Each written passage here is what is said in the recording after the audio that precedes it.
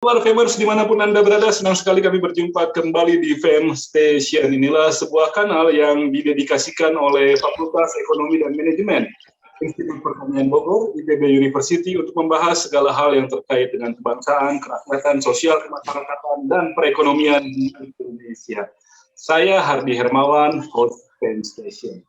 Dan Famers, sepanjang pandemi ini mungkin tidak banyak sektor industri yang mengalami pukulan sangat berat melebihi yang dialami oleh sektor pariwisata, khususnya subsektor perhotelan. Pandemi tentu membuat tingkat hunian menurun tajam dan itu berlangsung selama berbulan-bulan, 17 atau 18 bulan, 1,5 tahun kami menghitung sampai sekarang. Kita akan membahas persoalan tersebut dan bagaimana upaya-upaya yang telah dilakukan, serta seperti apa jalan keluar yang bisa menjadi alternatif. Sudah ada 2 orang narasumber. Yang pertama narasumber tetap di edisi Economics Fam Station, ada Dr. Iman Sugema, dosen Fam IPB. Apa kabar, Iman? Alhamdulillah baik. Alhamdulillah. Apa kabar semua? Terakhir ke hotel kapan? Setahun yang lalu, 2 tahun yang lalu kali. 2 tahun yang lalu ya, menginap gitu ya? Menginap. Nah, setelah itu belum lagi. Terakhir 1,5 tahun yang lalu, bulan Maret di Jogja. Bulan Maret itu baru awal-awal ada kasus pertama di Depok itu. Iya, masih ribut-ribut nggak jelas gitu. Jadi nggak nyadar kita. Ada bahaya tuh nggak nyadar. Masih sebagai pandemi waktu itu di Indonesia, masih belum PSBB. Ya. Baik, dan narasumber berikutnya adalah pelaku usaha di sektor pariwisata, Wakil Ketua Umum Gabungan Industri Pariwisata Indonesia atau GIPI, Bapak Sudrajat MM. Apa kabar Pak Sudrajat? Baik, selamat malam Pak Hardi. Salam sehat. Salam sehat. Udah berapa lama hotelnya Pak? Nah, kita teman-teman semuanya, keluarga besar perhotelan ini merasa kondisinya sangat-sangat memprihatinkan ya. Udah 1 tahun lebih suffer nih, puasa nih. Jadi kondisinya memang yang paling terhantam sama sekali, paling besar adalah pariwisata, hotel dan restoran. Ini berpengaruh sekali terhadap para pekerja-pekerja yang selama ini mendapatkan pendapatan dari hotel, restoran, juga supplier-suppliernya benar-benar mengalami hantaman yang luar biasa ini. Mudah-mudahan ini kondisi yang sekarang sudah mulai datar, mudah-mudahan akan membaik nantinya. Ada berapa banyak sih Pak tenaga kerja yang terserap di sektor pariwisata? Jumlahnya relatif cukup besar ya, yang paling dominan tentu restoran-restoran ini kan, kalau satu restoran misalkan minimal 20, 15, dari Sabang sampai Merauke ini kan tentu tidak kecil jumlahnya, belum lagi sektor hotelnya juga cukup besar ya. Dan tentu tidak dilihat dari sektor hotel dan restoran saja, ya tentu supplier itu akan berpengaruh ya. Apakah itu ayam, apakah itu sayuran, dan lain sebagainya itu terdampak ya. Dan juga cabai dan lain sebagainya, karena selama ini kan dengan pariwisata yang demikian sedang booming, atau dihantam dengan corona ini tentu sangat-sangat terasa, yang dampaknya tentu luar biasa terhadap lingkungan ekonomi kita ya. Jadi mudah-mudahan saja tidak terlalu lama lagi akan bangkit ya. Jadi kalau dihitung-hitung Pak, selama 1,5 tahun itu berapa persen itu penurunannya? Ya sangat tajam. Pada waktu PSBB yang tidak boleh makan di hotel dan di restoran juga, itu kan tentu sudah banyak yang zero ya, zero occupancy ya. Dan yang bisa buka barangkali ya hanya 10%, 5%, tentu tidak menutupi. Jadi banyak yang berbagai strategi, cara, ada yang 1 hari masuk, 1 hari libur, tetap saja tidak menutupi. Jadi ya barangkali ya tutup beberapa saat ya, dan barangkali ada yang sudah mulai berkeinginan untuk buka, begitu ditunggu-tunggu lagi, ada PSBB, ada PPKM yang berpanjang-panjang terus, akhirnya ya barangkali hotel-hotel yang biasanya babat rumput mungkin dibiarin, lama-lama ya semak belukar, dan banyak yang nggak kuat ya barangkali tutup, dan banyak juga yang terjual juga sih, tapi yang jual kondisi seperti sekarang kan juga susah tentunya. Siapa yang belinya ya? Siapa yang beli juga, dan itu bukan hanya di hotel, di properti lain juga kondisinya kan sangat susah itu. Ya. Sudah ada PHK? Oh banyak, tentu jumlahnya banyak, hanya memang tidak terjumlah ya berapa secara total secara seluruh Indonesia ya. Jadi karena selama ini PPKM-nya jalan terus dan lalu lintas masyarakat dari antar kota juga tersendat, ya tentu okupansi hotel kan drop di bawah yang 10%, di bawah 5%, bahkan ada yang zero pada bulan tertentu zero, yaitu dirumahkan. Dan kalau ada yang dirumahkan mungkin ada yang PHK juga dan lain sebagainya. Jadi jumlahnya cukup banyak lah. Belum itu adalah spotting yang langsung terhadap hotel, belum yang supplier ya, belum yang laundry dan lain sebagainya. Itu sangat terdampak sekali. Itu Pak, dari kelas-kelas hotel yang paling terdampak tuh yang mana Pak? Bintang 3, bintang 4, bintang 5? Saya rasa seluruh struktur hotel, seluruh kelas hotel terdampak ya. Paling dominan memang yang berbintang, karena masyarakat yang level-level atas biasanya kan sangat kritis, sangat worry terhadap masalah-masalah yang berkaitan dengan kesehatan ya. Ya sama saja masyarakat yang berpendapatan menengah ke atas naik pesawat juga kan takut ya, sehingga airliner pun berdarah-darah kondisinya. Jadi banyak orang yang sudah mulai jalan darat, dan banyak yang memilih-milih bukan hotel besar tetapi villa atau hotel kecil, sehingga tingkat interaksi antar manusianya relatif kecil dibandingkan dengan hotel-hotel besar yang jumlah orangnya mungkin besar dan ruangannya tertutup. Kalau villa kan tentunya relatif kecil, sehingga bisa satu keluarga atau satu teman yang tahu kondisi kesehatannya masing-masing gitu. Ya. Jadi strateginya gimana mengatasi situasi yang sulit kemarin-kemarin itu, Pak Sudrajat? Strateginya depend on ownernya ya. Bagi owner-owner yang mungkin hotel lama tidak menanggung biaya kredit perbankan, kan barangkali bisa tutup nggak ada masalah. Yang mempunyai kredit perbankan barangkali ya minta restrukturisasi, ya, pengunduran pembayaran kredit dan lain sebagainya, itu dilakukan seperti itu. Jadi ya masing-masing individu tentu berbeda-beda. Ada yang tutup udahlah daripada minus terus, karena kalau okupansi di bawah 5%, di bawah 10%, tentu biaya listrik dan biaya tenaga jauh lebih banyak daripada revenue-nya ya. Jadi ya akan lebih baik totally tutup itu. Akan lebih baik daripada buka terus gitu. Tapi kalau untuk pesangon dan lain sebagainya masih cukup, masih bisa itu. Ya tentu dengan tambahan dari modal sendiri ya. Selama ini kan tentu ada pendapatan yang sudah di saving. Ya. Kalau hanya mendapatkan dari selama masa COVID ya tentu pasti tidak menutupi. Tetapi yang namanya pengusaha kan tentu adalah kapital-kapital yang disimpan sebagai saving, cadangan dan lain sebagainya. Jadi cadangan-cadangan biaya-biaya tentu keluar semua itu.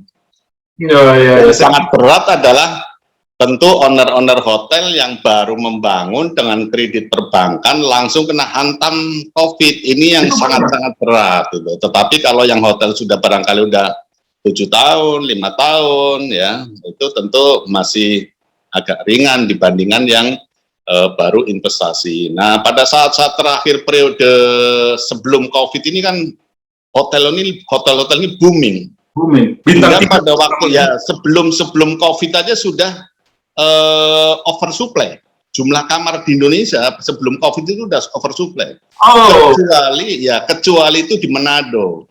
Di Manado itu karena timbulnya pariwisata atau wisatawan mancanegara dari Cina yang jumlahnya luar biasa itu, tetapi dengan harga yang sangat murah, tetapi okupansinya hampir mendekati udah 99% dan lain sebagainya. Tetapi hotel-hotel lain mengalami oversupply yang sebelum COVID aja sudah seperti itu, karena orang berbondong-bondong, orang yang tidak terbiasa dengan profesi hotel, membangun hotel, BUMN karya yang biasanya membangun jembatan, jalan, building, dan membangun hotel, ya.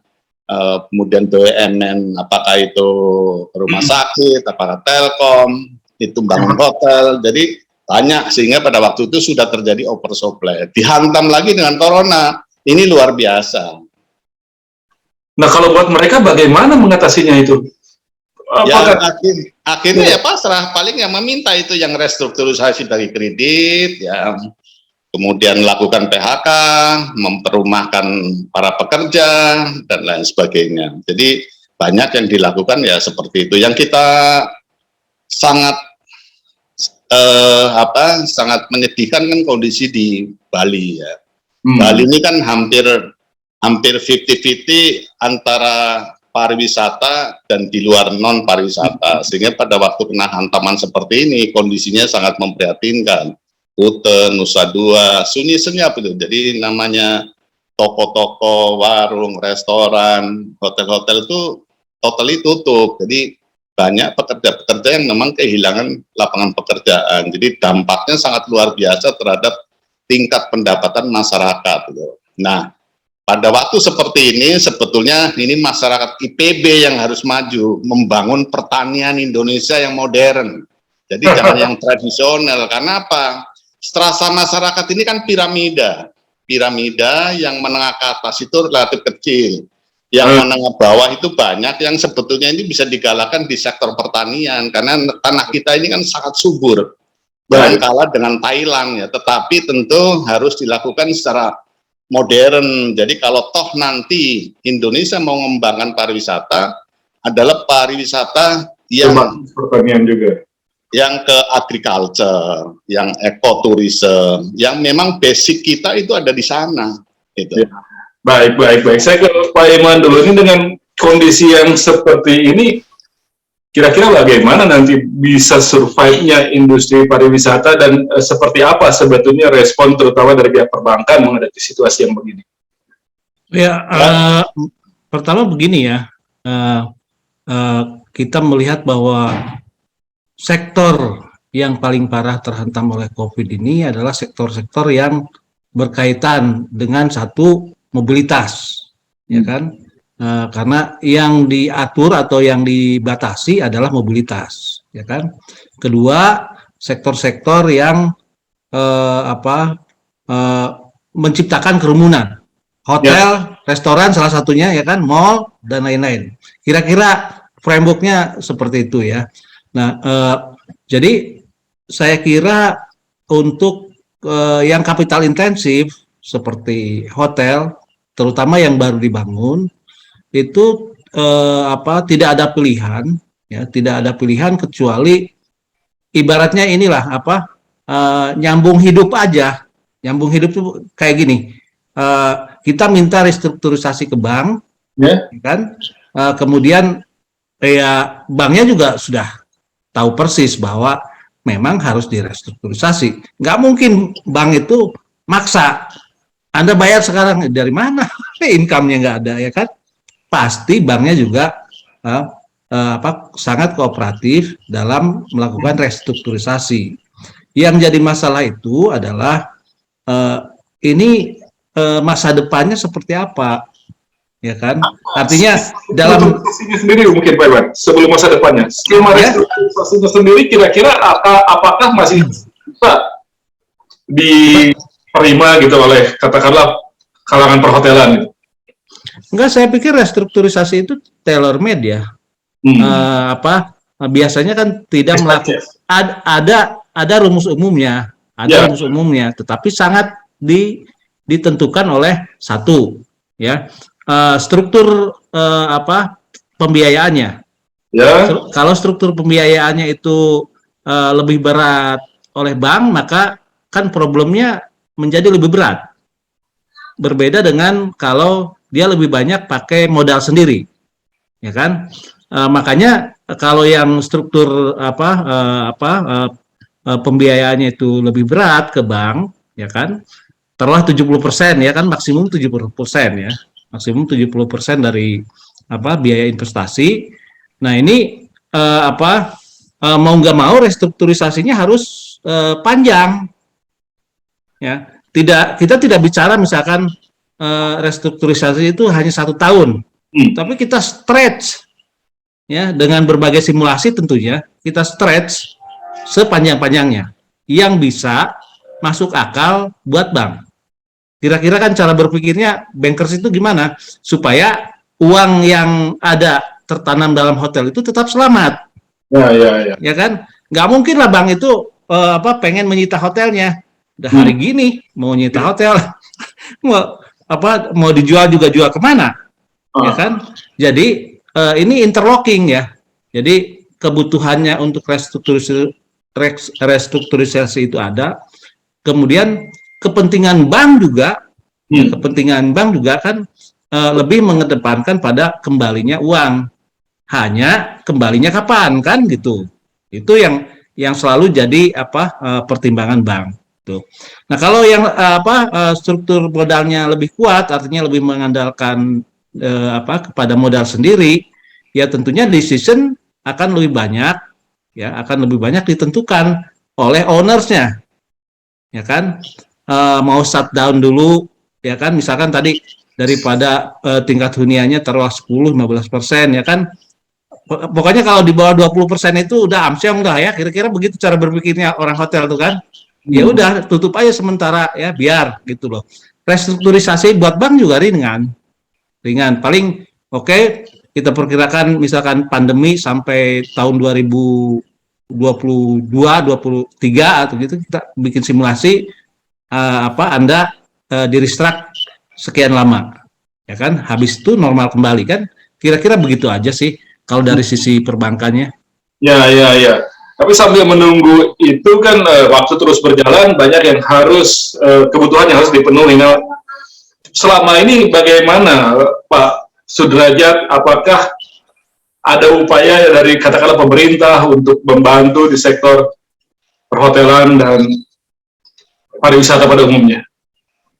Ya, sebetulnya dari pemerintah itu kan berpikir hanya memang dominannya pada penanganan kesehatan COVID-nya. Kalau memang mau meningkatkan okupansi, tentu up and down. Pada waktu itu ada rencana untuk work from Bali, tetapi ternyata COVID-nya naik, batal. Kemudian mau dibuka lagi, ternyata naik lagi, batal. Jadi dari mulai start awal sampai terakhir programnya itu memang beberapa, tetapi akhirnya dengan kondisi yang up and down-nya luar biasa ini, COVID ini, ternyata hampir-hampir tidak memadai lah. Jadi boleh dikata secara totally shutdown lah gitu.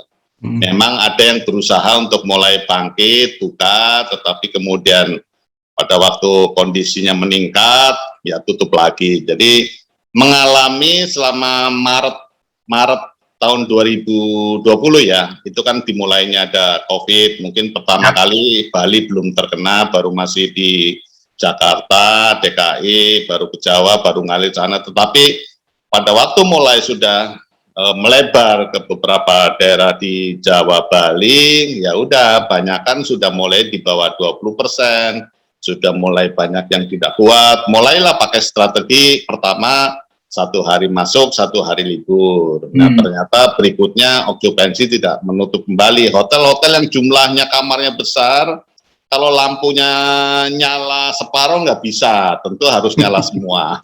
Kalau sepertiga nanti sebagian gelap, ya orang tentu takut. Jadi kondisi seperti itu maka banyak mulai mengambil keputusan untuk totally tutup ya. Jadi hal-hal seperti itulah yang terjadi di lapangan. Nah ini sekarang sudah mulai agak datar ya, mudah-mudahan bisa dibangkitkan karena bagaimanapun juga negara kita itu kan negara besar, penduduk besar. Jadi kalau turnover, kalau pergerakan masyarakat Indonesia ini bisa digerakkan, maka sebetulnya domestic consumption-nya itu cukup besar untuk bisa menumbuh kembangkan pertumbuhan ekonomi kita. Jadi apalagi sekarang ada berita lagi dengan adanya COVID MU ya. Mudah-mudahan pemerintah cepat tanggap, tutup itu seluruh pelabuhan-pelabuhan internasional. Cukuplah kita di dalam negeri saja, kita gerakan masyarakat yang ada di domestik ini dengan pergerakan yang 270 juta, saya rasa bisa menggerakkan kehidupan ekonomi. Pada waktu flu burung atau apa itu kan kita masih pertumbuhannya 5% lebih plus berapa lah. Jadi kalau kita berasumsi seperti itu, menggerakkan domestic consumption-nya, saya rasa lapangan pekerjaan bisa pulih, kemudian pariwisata juga pulih, penerbangan juga mungkin bisa bergerak lagi. Nah kalau sekarang kan sudah sekat-sekat, nggak bisa kemana-mana lagi itu. Ya, betul. Mudah-mudahan yang rencana, yang informasi sudah ada COVID-MU ini, pemerintah mudah-mudahan cepat tanggap untuk udah tutup aja dulu lah. Kalau mungkin perdagangan yang pakai kapal barangkali ekspor karena itu mendatangkan devisa, silahkan dijalankan, tetapi dengan protokol yang sangat-sangat ketat gitu. Jadi kita niru aja Cina yang sekarang juga masyarakatnya tidak boleh bepergian ke luar negeri. Ya kita juga harusnya begitu. Dan kita tidak akan mati kalau kita menutup diri. Dan ini kesempatan sebetulnya. Pada masa-masa sekarang ini adalah kesempatan, karena bumi kita tuh sangat subur, beda sama Singapura. Kalau Singapura menutup diri mati tuh. Kalau kita kan kuat gitu. Jadi kalau kita bisa menutup diri, kemudian COVID-nya menurun datar, maka masyarakat bisa digerakkan. Pada waktu kemarin sudah datar aja, puncak udah mulai macet. Hotel itu mulai ada okupansinya itu. Jadi mudah-mudahan ini menjadi suara yang bisa disampaikan sehingga kita masyarakat kita itu bisa meningkat pendapatannya. Kalau pendapatannya meningkat, maka yang bikin sayur, nanam sayur, cabai dan lain sebagainya, maka bisa menyuplai ke hotel. Maka masyarakat petani pun pendapatannya meningkat. Masyarakat pendapatan meningkat, jalan-jalan, maka hotelnya tentunya akan meningkat. Gitu. Jadi kalau pendapatan masyarakat meningkat, tentu mereka ingin rekreasi, ingin tur, ingin nginep di hotel, ingin makan di restoran dan lain sebagainya. Gitu, Pak. Pak Suraja, tapi kan ada program pemulihan ekonomi nasional, hibah pariwisata 3, sekian triliun 2020. Nah itu diterimanya jadi apa itu? Ya itu kalau dibagi sekian banyak tentu ya belum memadai dibandingkan dengan ekstensis yang sekarang ini ada ya. Jadi ya hanya untuk pemanis-pemanis yang positif lah itu, tetapi terus terang saja tidak memadai dengan masa-masa selama ini banyak rekan-rekan kita dan owner-owner hotel mengalami hal yang sangat berat ya. Tetapi mudah-mudahan yang penting adalah bagaimana membuka mobilitas masyarakat pada waktu COVID ini sudah datar. Itu satu. Yang kedua, tutup itu bandara-bandara internasional kalau memang COVID di luar negeri masih tinggi, sehingga penyebarannya di Indonesia itu tidak terlalu meluas, sehingga pergerakan manusia yang akan menimbulkan turnover ekonomi itu bisa bergerak. Jadi dengan demikian pendapatan masyarakat sedikit meningkat, orang jualan dapat, kemudian transportasi dapat, hotel juga dapat, dan lain sebagainya, sehingga ekonomi itu tumbuh. Ini yang kita harapkan, jangan sampai mendengar sekarang cabai harganya murah. Nah, itu karena tidak terserap kan di restoran, di hotel, dan lain sebagainya. Baik. Saya ke Pak Iman kalau demikian. Jadi memang pemerintah juga sulit ya untuk bisa melakukan suntikan-suntikan seperti yang sudah dilakukan di 2020 dan 2021 ini juga niatnya untuk bisa mendorong sektor pariwisata tanpa memang ekonominya sendiri bergerak. Jadi begini ya, sebesar-besarnya bantuan pemerintah berapa sih? Ya kan, kapasitas fiskal kita kan tidak sebesar negara-negara maju. Kalau kita bicara peran pemerintah ya, peran pemerintah dalam expenditure ya, kita kan paling 15-16% dari GDP. Kalau negara-negara maju udah 25, 30, 35% dari GDP loh. Karena GDP-nya belanja pemerintahnya tuh, ya kan? Jadi bisa berbuat banyak. Tapi kalau kita ya memang harus realistis, tidak bisa berbuat banyak dalam arti keuangan loh. Dalam arti keuangan. Tapi kan ada hal lain, yaitu bagaimana kita merancang policy yang COVID konsisten. misalkan beginilah, COVID konsisten tuh ginilah ya. Kita tahu bahwa sektor pariwisata di Indonesia yang terbesar adalah pariwisata lokal. Baru setelah itu pariwisata domestik dan disusul pariwisata internasional. Kira-kira begitu ya? Betul gitu maksudnya. Betul. Ya kan. Nah, pariwisata lokal berarti penanganan COVID-nya harus lokal. Ya kan? Frameworknya lokal, dan sekarang sudah agak benar nih, ya kan, setelah sekian lama belajar ngikutin pola di Inggris ya. Kita kan PPKM-nya tuh disekat-sekat, ya kan, tiap kabupaten, tiap kota itu berbeda-beda levelnya ya, gitu. Nah, itu sangat memungkinkan untuk merancang bagaimana mengendalikan COVID itu berdasarkan sekat-sekat kecil, ya kan. Nah, kalau sudah begitu, nanti pariwisata lokal, misalkan orang Jakarta ke Puncak, ya nggak apa-apa. Kalau COVID di wilayah itu sudah terkendali, kira-kira kan frameworknya seperti itu, ya kan? Betul. Kemudian setelah itu kita bicara skala domestik, antar provinsi, kita bicara Jogja, ya kan? Kita bicara Borobudur, kita bicara Bali, ya kan? Even Bali sebetulnya wisatawan terbesarnya bukan asing, tetapi domestik. Kan? Nah, bagaimana kita supaya yang antar domestik ini bisa kemudian berjalan? Berarti satu, ya, pengetatan itu sifatnya selain lokal, kemudian kalau antar lokal ini sudah bagus, ya kan, bisa terjadi pengenduran, ya kan, di tingkat domestik. Berarti kita harus mengendalikan yang dari luar dan keluar, ya kan, dari luar dan keluar. Nah, kalau saya membayangkannya mudah saja sih, kalau pengen mengendalikan yang dari luar, ya kan, karantina itu dipusatkan aja, Pak. Misalkan nih, kita buat Batam itu sebagai pulau penampungan orang asing yang mau masuk ke Indonesia, hanya dari Batam aja. Jadi sebulan lah mereka dikarantina di situ, mau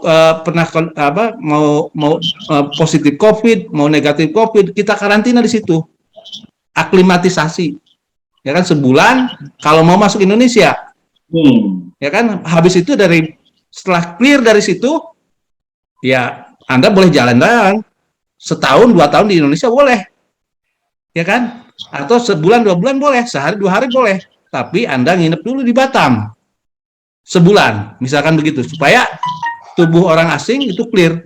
Saya kira itu lebih reasonable, karena kekuatan pariwisata di Indonesia itu lebih banyak domestik, dan kita jangan berharap dalam jangka dekat ini ada aliran wisata internasional. Itu jangan berharap, nggak usah ngelamun lah, ya kan, realistis aja gitu. Nah, baru mungkin tahun depan, entah tahun depannya lagi, kita bicara pergerakan manusia secara internasional. Yang lebih parah lagi sebetulnya pergerakan manusia Indonesia keluar. Sekarang ini kan gara-gara Amerika punya istilahnya vaksinasi gratis aja, orang-orang dari Indonesia pergi ke Los Angeles, ya, ke California hanya untuk vaksin loh, ya kan, hanya untuk booster. Gimana ceritanya? Artinya kan, mohon maaf ya, kesadaran dalam pengelolaan COVID secara bersama-sama ini masih belum merata lah, kira-kira begitu. Baik. Jadi memang kebijakan masyarakat itu pernah dibahas nggak, Pak Sudrajat? Jadi benar Pak Iman itu ya, bahwa wisatawan mancanegara yang dari asing itu selama ini kan maksimal jumlahnya kurang lebih 15 jutaan setahun. Padahal masyarakat wisatawan domestik penduduknya itu kan lebih dari 200 juta. Katakan 150 juta aja lah yang wisata lokal dan wisata antar provinsi, seperti yang tadi disampaikan, orang Jakarta ke Puncak, ke Bandung, orang Bandung ke Jakarta, orang Semarang ke Jogja, ke Banyuwangi, ke Bali, itu akan mempengaruhi kegiatan dan pertumbuhan ekonomi ya. Jadi cobalah mulai kita melihat ke dalam dulu dalam situasi seperti sekarang ini, apalagi negara-negara besar ini kan, negara-negara luar ini kan juga care terhadap masalah-masalah kesehatan, sehingga kalau kita hanya mengandalkan wisatawan mancanegara, tentu kita akan membuang-buang biaya, membuang energi, waktu. Biarlah kita itu fokus domestik. Toh kalau kita berpengalaman selama ini dengan mengembangkan kegiatan ekonomi domestik bisa tumbuh di atas 5%, 4,7%. Jadi dibandingkan dengan kondisi sekarang, sehingga ekonomi ini bisa bergerak, lapangan pekerjaan bisa muncul kembali. Nah, kalau kita masih membuka diri dengan wisatawan mancanegara, implikasinya akan sangat kompleks. Dalam situasi yang seperti sekarang, kita sudah berpengalaman, ya bersyukur, ini yang PPKM ini kan sudah cut off kan dari luar negerinya, sehingga kelihatannya sudah sangat menurun. Jadi kembali lagi, cobalah mulai gerakan ekonomi domestik, ekonomi di dalam negeri, kemudian mulai kalau sudah datar, dibuka simpul-simpul penutupan itu, sehingga kegiatan ekonomi mulai ada pergerakan-pergerakan. Dengan demikian, mulailah orang kecil, orang pekerja, dan lain sebagainya ada pendapatan, sehingga bisa men-share untuk beli sesuatu, untuk jalan-jalan, ke restoran, ke hotel, dan lain sebagainya, sehingga ekonomi bisa gerak lagi. Gitu. Jadi sikap dari kalangan industri pariwisata saat ini, Pak Sudrajat. Kenapa? Pandangan Bapak ini sudah menjadi kesepakatan bahwa di pelaku industri pariwisata bahwa memang oke, kita fokus di dalam negeri, pemerintah baiknya tutup saja dulu dari luar supaya nggak ada ya, mayoritas sudah seperti itu kita harapkan, tetapi kan kadang-kadang penentu kebijakan kan tentu kacamatanya bisa saja lain itu kan, dan tidak semua orang, tidak semua pemimpin daerah itu care terhadap masalah-masalah yang berkaitan dengan pariwisata gitu. Seolah-olah kalau luar negeri itu hebat dan lain sebagainya, kalau ada orang dari luar negeri itu pendapatannya tinggi. Padahal yang tadi saya sampaikan, share-nya itu sebetulnya relatif kecil ya. Memang itu devisa negara. Kalau kita nggak ada devisa negara kan pendapatannya tentu menurun ya. Kita ekspornya aja yang kita galakan, karena kondisinya kan sedang seperti sekarang ini. Karena pembawa COVID ini kan dominannya dari manusia.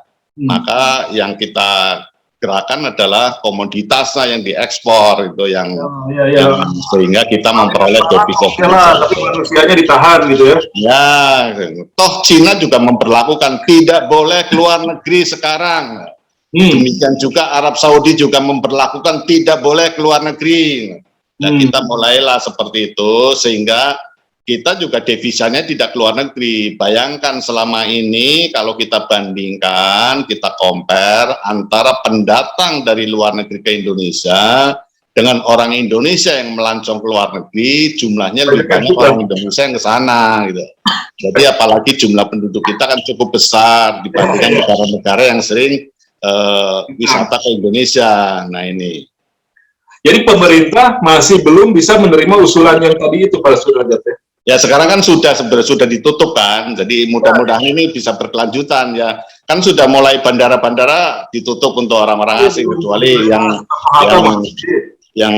kecuali yang kedutaan atau yang barangkali khusus-khusus itu ya. Ya mudah-mudahan bisa terus nanti dengan informasi yang adanya COVID-19 ini bisa berkelanjutan, bisa tegas itulah. Yang penting adalah ekonomi domestik ini yang penting supaya masyarakat kita bisa hidup kembali gitu. Tapi kalaupun ekonomi domestik, saya ke Pak Iman kalau gitu. Kalaupun ekonomi domestik mulai dijalankan, apakah memang belanja pariwisata ini juga akan langsung jadi prioritas mereka gitu dalam melakukan aktivitas? Enggak kan, jadi begini loh, efek COVID ini kan membuat masyarakat itu bergerak di rumah dan di sekitar rumah saja. Biasanya kita pergi jalan-jalan ya kan? Minimal kalau yang yang income-nya rada-rada rendah kan pergi ke taman, Ya ke mall lah gitu lah. ke mall ya kan, cari Semata hiburan apa ya kan. Kalau sudah agak income-nya tinggi, ya berarti kalau di daerah Bogor nih, ya kan, dia pergi ke ke kafe, ya kan. Setelah itu saya pergi ke kafe kemana? Ke wilayah sekitarnya, ke Jakarta, ke Puncak, ke mana? Ke Bandung, ya kan? Kira-kira polanya kayak gitu loh, ya. ya. Kalau sudah income-nya lebih tinggi lagi, perginya jauh-jauh, ya kan? Apa ke Bali, ke Manado, ya kan? Gitu. Lebih tinggi lagi income-nya, ya kan? Perginya ke luar negeri. Dan itu kan piramida, Pak, jumlah orangnya, ya enggak? Nah, semua ini pada kangen untuk pergi, Pak, sekarang tuh. Orang kita sekarang nih semua ibaratnya ditahan, ya enggak? Ditahan di dalam rumah, di dalam RT RW. Kita kira-kira kan begitu. Begitu dibuka, ya membludak. Ya kejadian kan kemarin baru diturunkan levelnya aja tiba-tiba puncak macet kan gitu. Ya. Enggak. Itu kan orang sudah bosan di dalam rumah. Artinya solusi ini akan cespleng. Begitu direlaksasi, ya, kemudian ada demand untuk bepergian, untuk tinggal di hotel, untuk makan di luar. Karena itulah kebiasaan kita dari kemarin yang sekarang terhenti, dan kerinduan itu pasti ada. Ya kan? Nah, artinya sebetulnya solusinya sudah ada. Ya kan? Solusinya sudah ada. Tinggal bagaimana caranya mengatur ini supaya COVID konsisten. Ya nggak? Tiba-tiba membludak, terus COVID-nya timbul lagi, ya kan? Kalau timbul lagi, ya berarti kan tutup lagi. Ya kan kita nggak mau begitu. Ya kan? Berarti kan kemudian industri juga harus berubah. Ya, walaupun misalkan kelihatannya aman-aman saja, ya kan? Tetap protokol kesehatan, artinya practices yang COVID konsisten itu tetap harus dilakukan. Ya nggak? Nah, ini kan seperti ini kan harus menjadi proses bisnis. Untuk sementara loh, saya nggak tahu setelah COVID nggak ada ya, mungkin nggak perlu. Tapi untuk sementara ini kan yang gitu-gitu perlu kalau mau tetap COVID-nya terkendali. Karena kalau tetap kemudian sudah dibuka, ya kan pasti dibukanya juga pelan-pelan, ya kan. Tiba-tiba manusia membludak, ya kan. Kemudian COVID juga membludak, ya kan. Sama aja, nanti PPKM lagi naikin tingkatnya dari 1 ke 2, 2 ke 3, 3 ke 4, ya kan gitu. Nah, ntar balik lagi ke 3, ke 2, ke 1, buka lagi, ya kan, naik lagi kan. Kalau berulang-ulang begitu kan nggak akan ada kebijakan yang efektif. Karena itu industri juga kelihatannya harus mempersiapkan diri bahwa practices atau cara-cara berbisnis juga akan relatif berubah, ya kan, minimal sementara ini. Kira-kira begitu, Pak Sudrajat. Tapi kira-kira apakah akan cukup sustain gitu, akan cukup berkesinambungan program seperti itu? Karena kan daya beli mereka juga belum tentu tahan untuk terus melakukan itu. Enggak, jadi gini Pak Hardi, memang daya beli sekarang ini kan rendah. Ya, akibat dari apa? Dari banyak orang yang PHK. Ya enggak? Nah, besok kita mengenerate perekonomian itu dengan menciptakan demand dulu, ya kan? Demand-nya keluar, artinya dari orang-orang yang masih punya income tetap nih, kayak saya pegawai negeri, ya kan? Tentunya punya income tetap kan? Tidak terpengaruh income-nya itu oleh COVID. Ya enggak? Berbeda dengan buruh, pegawai restoran atau apa yang kemudian di PHK kan, sekarang income-nya 0, ya kan. Jadi orang-orang yang punya income pasti pengen keluar dong, ya kan. Itu yang namanya stimulus otomatis. Kalau treatment COVID-nya kita relax, kita longgarkan, ya enggak, stimulus otomatis. Nah ini kan akan bergulir terus, ya kan. Tadinya tidak ada pekerjaan, tadinya orang yang tidak punya income jadi punya income, dia spend lagi, terus akan bergulir terus. Itulah alasan kenapa ekonomi itu tumbuh terus. Ya enggak? Karena ada mesin bergulir kayak bola salju. Mekanisme ekonomi sederhana seperti itu.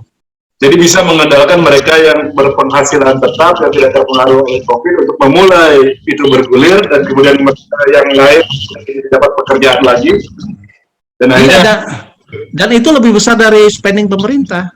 lebih besar dari spending pemerintah. Jelas itu, pemerintah cuma 16%. Ya, yang punya income kan berarti sisanya ya nggak 84%. Baik, saya ke Pak Sudrajat. Kalaupun itu dilakukan, pengendalian risiko yang sudah disiapkan bagaimana, Pak? Karena tadi kan Pak Iman juga sudah mengemukakan adanya perlu COVID konsisten gitu dalam hal ini. Ya, prokes yang dilakukan di masyarakat pariwisata ini kan sebetulnya sudah jalan. Oh ya, paling ketat lah ya. Ya, apalagi yang di hotel-hotel, di restoran, itu prokesnya lebih ketat. Yang jadi masalah ini kan di level masyarakat yang bawah ini. Saya terus terang aja 2 bulan lalu, 3 bulan lalu, 2 kali saya itu ke puncak ya. Ke puncak saya tidak akan turun, hanya karena ya seperti yang tadi disampaikan Pak Iman bahwa bosan itu, sehingga kita keliling naik mobil dan kita kembali, kita kembali seperti dulu, bawa makanan tuh pakai rantang gitu. Jadi makan di mobil karena belum berani makan di restoran. Tapi yang namanya di puncak itu kan masih banyak orang jualan-jualan. Ya. Jadi setiap mau beli misalkan nangka atau hasil-hasil pertanian, umbi-umbian di situ, itu mayoritas mereka tidak memakai masker. Jadi pada waktu saya mau beli apa, Pak, ini pakai masker ya pakai. Ada juga yang punya masker tetapi tidak memakai. Nah, ini yang kita harapkan sosialisasi yang tentunya lebih meluas. Nah, masyarakat ini kan jauh lebih banyak jumlahnya dibandingkan yang masyarakat terdidik. Nah, ini yang mudah-mudahan bisa mendrive untuk bisa meningkatkan kesadaran prokes-prokes. Jadi kembali lagi bahwa prokes untuk di hotel, di restoran-restoran menengah ke atas itu sebetulnya sudah bagus. Yang jadi masalah ini adalah masyarakat secara umum. Nah, ini yang kadang-kadang kesadarannya belum tinggi bahwa kalau COVID meningkat ini tentunya berimplikasi kepada keluarga kita. Itu pada waktu puncak itu kan saya yakin di antara kita teman, handphone kita itu banyak berdering teman kita, saudara kita yang meninggal itu kan. Ya, hampir setiap hari. Hampir setiap hari itu. Teman-teman kita yang kelihatannya sehat tetapi banyak PD-nya, masih main sepeda lah, kemudian main golf atau jalan yang tanpa pakai masker dan lain sebagainya, yang ternyata meskipun fit itu kena juga. Jadi kembali lagi kita berusaha mengeduket supaya masyarakat secara mayoritas ini mau membuat satu kebijakan yang bisa dilakukan oleh masyarakat banyak untuk ikut prokesnya itu. Jadi kembali lagi yang paling dominan ini adalah memang dalam situasi seperti ini adalah government policy. Jadi kebijakan-kebijakan ini yang tentunya akan berpengaruh kepada kita semuanya, masyarakat Indonesia, apakah itu terhadap kesehatannya, apakah terhadap kegiatan ekonominya, dan lain sebagainya. Itu yang dominannya adalah kebijakan pemerintah, termasuk bagaimana mendisiplinkan masyarakat. Itu kan tentu bukan individu kita, tetapi kan itu bagaimana men-trigger, bagaimana menekan masyarakat secara bijak, tetapi masyarakat bisa ikut ya. Mungkin ditekankan aja kepada seluruh media, TV, kemudian radio dan lain sebagainya. Sekian persen cobalah sosialisasi mengenai kesadaran untuk prokes. Jadi itu bisa dilakukan daripada kita selama ini mendengarkan banyak hehehe mengenainya, lelucon di TV dan lain sebagainya itu kan. Kita sendiri kadang-kadang itu ya, jadi dengan segala macam program pemerintah yang Anda katakan, ya mungkin kalau misalnya subsidi ya seperti menabur garam di laut lah, itu tidak terlalu berpengaruh. Lalu ada kebijakan work from Bali yang ternyata tidak berjalan efektif. Nah, Anda melihat sampai kira-kira akhir tahun 2021 ini akan seperti apa sih pemerintah dan bagaimana respon dari kalangan praktisi? Ya, kalau kami lihat sih sebetulnya PPKM ini kan pada waktu tahap pertama baru Jawa Bali. Ya. Saya pada waktu itu berpikir, wah ini Jawa Bali kalau nanti luar Jawanya meningkat, nanti orang luar Jawa ke Indonesia ngalir juga itu kan, naik turun. Nah, pada waktu itu kelihatannya kan kayak DKI sendiri beberapa hari stabil aja, tidak naik, tidak turun gitu kan. Tapi nah, tinggi kemudian ternyata mengalir, dan PPKM itu dilakukan juga di luar Jawa. Jadi karena kita ini kan terkoneksi, karena bagaimanapun juga satu bangsa tidak mungkin menutup satu daerah ke daerah lain. Yang pada waktu itu ditutup kan misalkan Jakarta ke Bandung, ke Sukabumi, ke Bogor, dan lain sebagainya. Tapi di luar Jawanya barangkali pada waktu PPKM pertama kan belum ya. Jadi sekarang di Jawa sudah mulai landeng, Jakarta juga sudah mulai landeng, ya di bawah ketentuan batas yang maksimal WHO, tetapi luar Jawanya kan kelihatannya sekarang meningkat. Ya mudah-mudahan dengan diberlakukannya PPKM secara menyeluruh total di seluruh Indonesia, mudah-mudahan itu turun sehingga pergerakan manusia yang bisa menciptakan pertumbuhan ekonomi mudah-mudahan bisa cepat dimulai ya. Jadi itu yang bisa kami sampaikan. Jadi mengikuti dari PPKM inilah gitu ya, apa yang menjadi respon dari praktisi perhotelan ini. Ya, tentulah. Jadi kami sih sudah sekian lama kesadaran untuk melakukan prokes, tidak ada masalah. Nah, Pak Iman, kalau sudah seperti ini, sebaiknya pemerintah bagaimana lagi gitu? Karena kan PPKM sudah disampaikan, sudah dijalankan, tapi kan masih ada waktu beberapa bulan lagi sampai akhir tahun, dan mungkin bisa dijadikan sebuah momentum gitu untuk paling tidak menjalankan tadi rencana-rencana atau usulan-usulan yang bisa dilakukan untuk melonggarkan sedikit dengan COVID konsisten. Jadi begini, pada ujungnya adalah bagaimana kita meyakinkan masyarakat luas, ya, bagaimana meyakinkan masyarakat luas dalam situasi apapun untuk sementara ini, selama COVID itu masih berpotensi menyebar di Indonesia, ya kan, kita harus menjalankan protokol kesehatan secara ketat di level individual.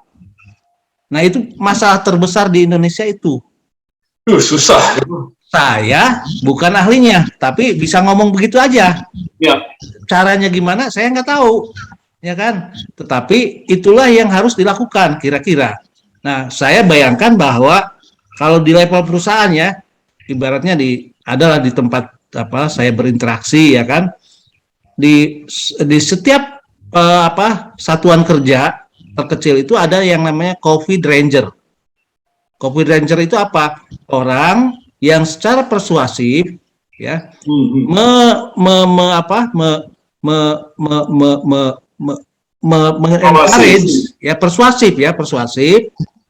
mengencourage supaya satu, pegawai dari perusahaan tersebut taat pada pada prokes, ya kan. Kedua, customer yang datang ke perusahaan itu taat prokes juga. Itulah yang disebut COVID Ranger. Dan itu bisa dibuat oleh perusahaan, ya kan? Dibuat perusahaan. Nah, saya membayangkan kalau di setiap RT aja ada yang namanya COVID Rangers. Kalau ngelihat misalkan orang berseliweran di jalan, di mana nggak pakai masker, ya kan, diingatkan, ya kan, oleh COVID Rangers. Satu RT aja kita mungkin di jumlah RT di Indonesia itu ada mungkin kali 2 juta RT kali ya, atau 3 juta RT. Ada. Iya kan? Coba satu RT aja kita didik, satu orang, ya kan? Bisa mestinya membuat masyarakat itu lebih comply, lebih taat terhadap prokes secara sadar. Ya kan? Tidak dipaksa oleh polisi atau tentara. Tidak seperti di video di India gitu pakai penggebuk apa gitu, jebret kan gitu kan, tidak seperti itu. Nah, bisa nggak dilakukan seperti itu? Saya kan bukan bagian dari. Tapi itu yang dibutuhkan. Ya kira-kira itulah. Kira-kira itulah mungkin ya. Kalau dari belajar dari tingkat perusahaan, ya kan? Oke. Di problemnya kan yang dibayangkan oleh Pak Iman ini agak susah juga gitu kita bisa harapkan terwujud sepenuhnya di Indonesia dengan karakter masyarakat yang kita sama-sama tahu ini. Dan itu perannya pemerintah daerah loh. Iya, itu dia. Dan pemerintah daerahnya juga ya ngurusin vaksin aja masih ribet gitu.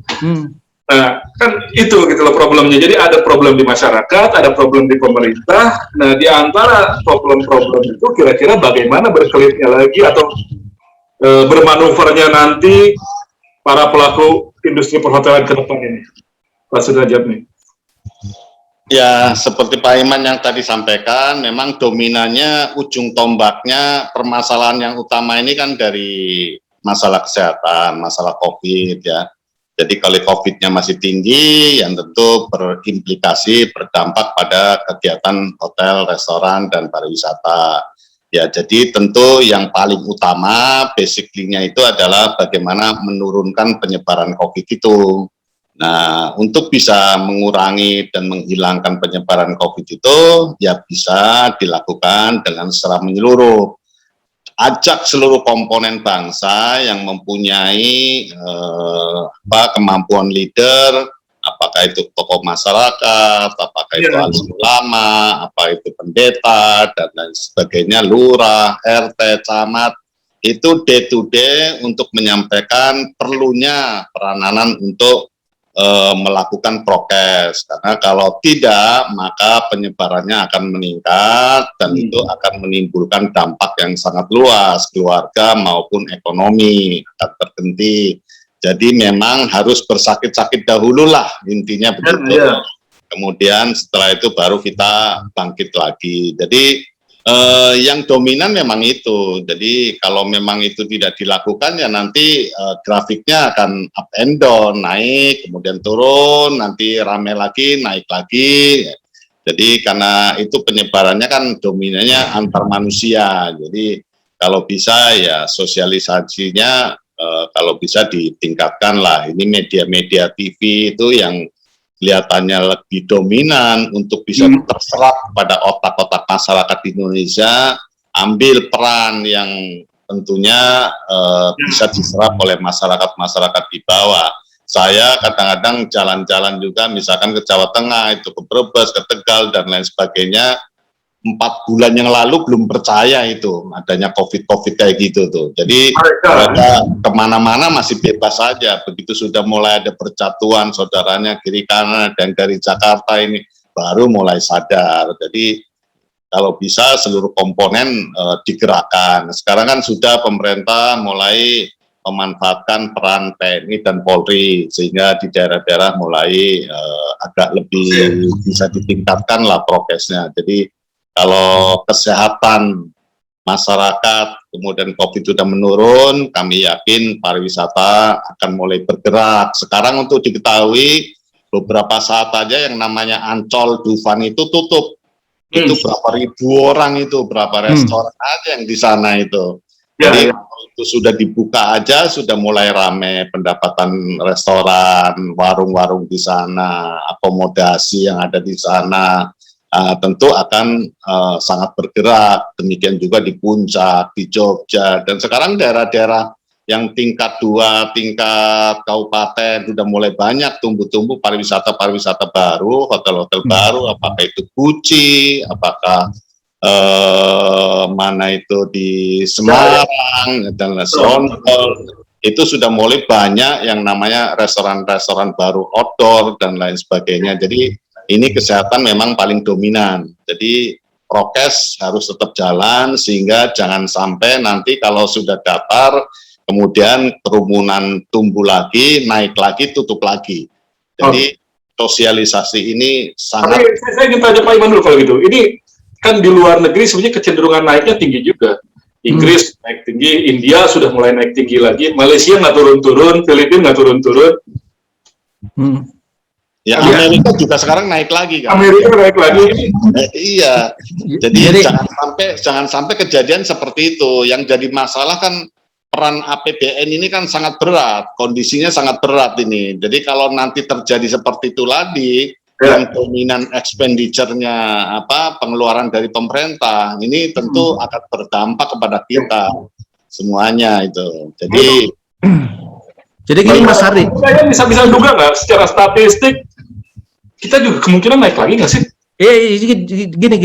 Gini, Hardi ya. Jadi satu yang perlu diingat ya, vaksinasi itu beda dengan imunisasi. Ya. Oke. Vaksin tidak menimbulkan imun. Ya, imun itu kan kalau ada infeksi langsung kebal. Ya, tidak terjadi infeksi. Tapi kalau vaksin, mohon maaf ya, vaksin itu hanya mencegah supaya dia tidak artinya hanya infeksinya tetap ada, mencegah kegawatan, tetapi kemudian tubuh itu merespons ya supaya tidak melebar kemana-mana, kira-kira tidak menjadi penyakit yang berat, kira-kira begitu ya, vaksin ya. Tuh. Makanya di negara-negara yang sudah divaksin dan tingkat vaksinasinya tinggi seperti di Inggris juga tetap melesat, tapi mereka pede. Tapi nggak mati gitu ya? Iya, mereka pede. Iya, tertular tapi nggak sakit. Paham ya? Tertular tapi nggak sakit. Ini bedanya. Makanya yang harus kita genjot sekarang adalah vaksinasi, ya kan? Supaya orang tetap berkeliaran keluar rumah sekalipun atau bepergian kemanapun, ya tertular sih tertular, ya kan? Tapi tidak sakit berat. Masih flu-nya, ya kan, gitu, terinfeksi, gitu, tapi tidak kemudian harus dirawat, ya kan, atau harus meninggal, gitu. Kira-kira itulah sebetulnya kenapa di negara-negara yang sudah vaksinasinya tinggi sekalipun, kemudian tetap saja infection rate-nya tinggi. Ya memang flu loh. Ini flu itu kan selalu bermutasi. Ya, betul juga. Ya, tiap hari kita bahkan terserang flu sekarang ini kan, karena kita sudah nggak tahu sebetulnya ada berapa juta jenis flu di dunia ini, ya kan? Yang setiap tahun, setiap hari, setiap bulan kita merasakan selalu ada gangguan kan di dalam pernapasan kita. Itulah yang namanya flu. Dan sebetulnya ya, COVID juga sejenis flu, cuman implikasinya berat. Kira-kira mungkin gitu. Jadi yang harus kita dorong sekarang adalah vaksinasi, ya kan, sampai sekencang-kencangnya, ya kan. Kalau perlu, ya gimana ya, saya ngomongnya ya, 3 juta orang sehari gitu loh, kalau bisa gitu loh. Tapi kan sekarang 1 juta orang sehari pun tersendat lagi begitu. Sempat bisa, sekarang tersendat lagi untuk bisa mencapai itu gitu. Jadi vaksinasi ya jadi game changer juga ya buat industri. Vaksinasi itu ingat ya, vaksinasi tidak menimbulkan kekebalan, tetapi membuat respon tubuh kita menjadi lebih cepat dan kita lebih cepat pulih dari infeksi. Kira-kira begitu, dan masyarakat nanti pede, ya kan, pede. Kan begitu mereka tertular juga mengembangkan ini ya daya tahan tubuh, antibody ya kan, antibody gitu loh. Jadi ya udah kayak flu biasa aja nantinya, kira-kira begitu ya. Baik. Nah, untuk vaksinasi sendiri kawasan kalangan pariwisata mendorong juga Pak Sudrajat? Ya tentu sangat mendorong, dan mayoritas kalau di kalangan perhotelan barangkali sudah semuanya ya, selesai karena itu termasuk dalam skala prioritas. Yang belum ini kan di masyarakat secara umum, dan secara totally kan vaksinasi ini jumlahnya juga belum banyak dari dibandingkan dengan jumlah penduduk yang 270 juta sekian. Nah ini kan karena keterbatasan vaksin dan lain sebagainya. Jadi tentu vaksin perlu dilanjutkan. Yang kedua, prokesnya juga kalau bisa seluruh masyarakat menjadi menjadi hal yang itu dilakukan oleh masyarakat umum gitu, sehingga bisa menurun drastis, sehingga kembali lagi ekonominya bisa bergerak gitu. Tapi Anda juga membayangkan ke skenario ada gelombang ketiga ini? Ya tentu yang berbicara ahli-ahli ini kan ahli epidemiologi yang selama ini tentu kita mendengar, membaca bahwa beberapa bagian negara sudah muncul vaksin baru yang merupakan metamorfose atau berkembang biaknya dari vaksin COVID-19. Varian ya? Tentu sama dengan pada waktu COVID Delta yang di India itu. Kalau pada waktu COVID Delta yang dari India kan kebijakan pemerintah ini belum ketat banget, sehingga belum ditutup itu perbatasan negara kita, sehingga dari India ngalir juga. Nah sekarang sudah mendengar dan kelihatannya Kementerian Kesehatan dan lain-lain kelihatannya sudah aware, mudah-mudahan ini bisa membendung sehingga tidak menimbulkan grafik yang naik kembali, tetapi mudah-mudahan ini cukup dengan COVID Delta yang sudah kelihatannya sudah melandai dan kegiatan ekonomi kan sudah mulai dibuka ya, restoran 50%, kemudian hotel 1 jam ya sekarang dine-in-nya? Ya sudah, memang pertumbuhannya belum seperti yang diharapkan ya, tentu pelan-pelan karena masyarakat sebagian juga sudah mulai worry masih, kemudian ada juga yang mengalihkan kegiatannya yang tentu berbeda dengan sebelum COVID dengan dibandingkan dengan setelah COVID. Ada tentu sekian persen ada perubahan lah. Tapi kalau di lingkungan industri pariwisata, kira-kira yang akan lebih cepat pulih dari situasi seperti ini, sektor apa Pak Sudrajat? Perhotelan? Paling yang dominan pertama adalah destinasi wisata yang tidak membutuhkan penginapan ya. Jadi misalnya kebun raya lah itu ya. Jalan-jalan muter-muter ke kebun teh, kemudian balik, kemudian ke Jogja, muter-muter orang Semarang, balik orang Solo, kemudian misalkan ke gunung ke Dieng dan lain sebagainya. Itu yang akan dominan ya, yang dimulainya dari situ.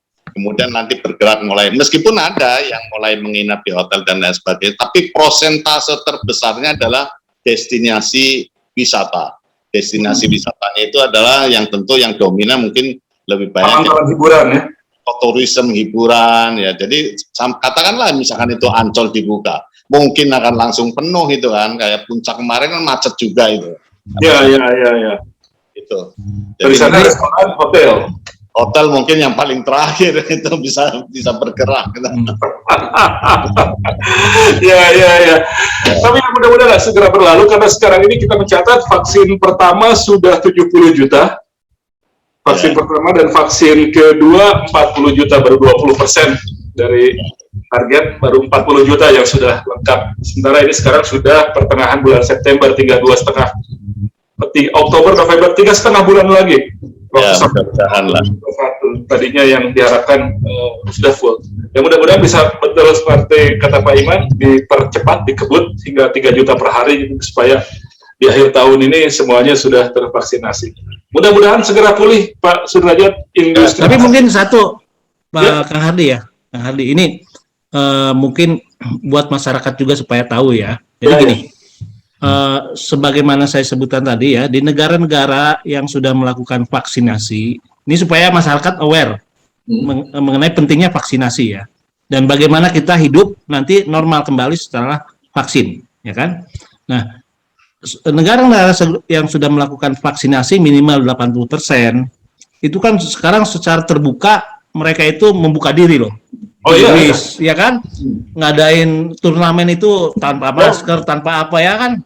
Main bola stadion udah penuh. Iya kan? Kenapa begitu? Mohon dicatat ya dengan baik-baik supaya masyarakatnya terinfeksi.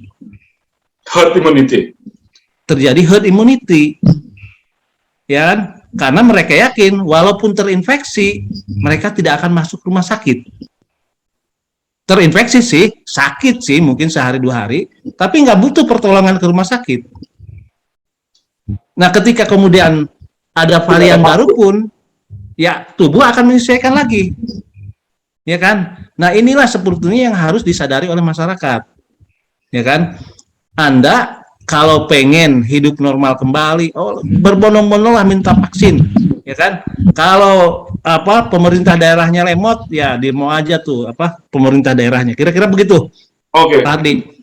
Jadi yang vaksinasi ini kuncinya. Nanti setelah itu kalaupun kena adalah memperkuat lagi antibodi yang sudah ada dari vaksin, ditambah dengan nanti kalaupun terpapar ya sakit, tapi mungkin bisa ditangani dan antibodi akan semakin kuat. Herd immunity bisa tercapai dan kemudian kegiatan berusaha berjalan kembali. Pariwisata berjalan kembali, kendati kalau menurut Pak Sudrajat perhotelan belakangan. Jadi taman bermain dulu, restoran dulu, baru nanti ke hotel lagi. Tapi yang pemerintah yang bikin training, bikin pelatihan sudah mulai juga kan Pak Sudrajat? Ya udah mulai kan, kegiatan-kegiatan kan udah mulai. Sepak bola saya dengar Liga 1 sudah mulai. Ya, udah mulai. Tanpa penonton ya? Tanpa penonton di stadion, tapi ya hotelnya sudah mulai dipakai sama tim lah. Iya.